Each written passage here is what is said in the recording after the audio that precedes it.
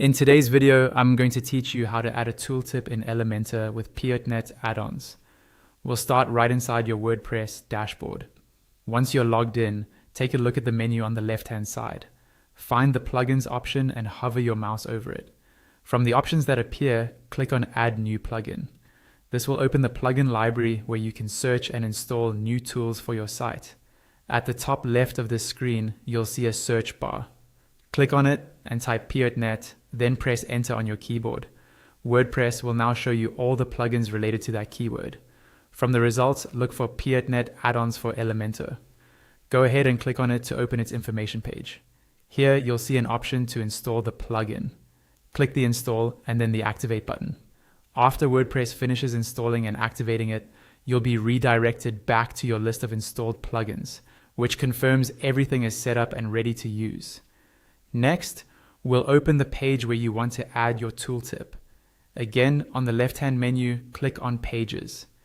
This will show you a list of all the pages on your site. Find the page where you want the tooltip to appear, hover your mouse over its title, and you'll see several options show up below it.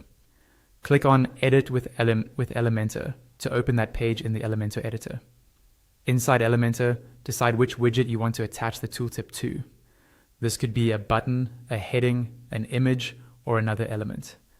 Click on that widget so its settings appear on the left-hand panel. Among the tabs there, you should now see a tab labeled PAFE, which stands for Piotnet Addons for Elementor. Click that tab, then enable the tooltip option. You'll now see a field where you can enter your tooltip content. Type in the text you want to display when someone hovers over or interacts with the element. Rich text is supported, so you can format the text if needed. Just above the text editor, there is a drop-down for tooltip type. If you don't want to use plain text, you can choose image or Elementor template instead, which is useful for more advanced designs.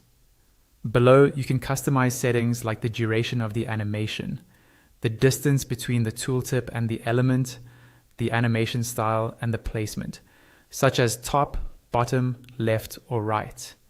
You can also adjust content color, background color, custom width, and typography to match your site's design. When you're happy with how everything looks, go to the top right corner of the Elementor interface and click Update or Publish if this is a new page. That will save your changes and your tooltip is now live on your site.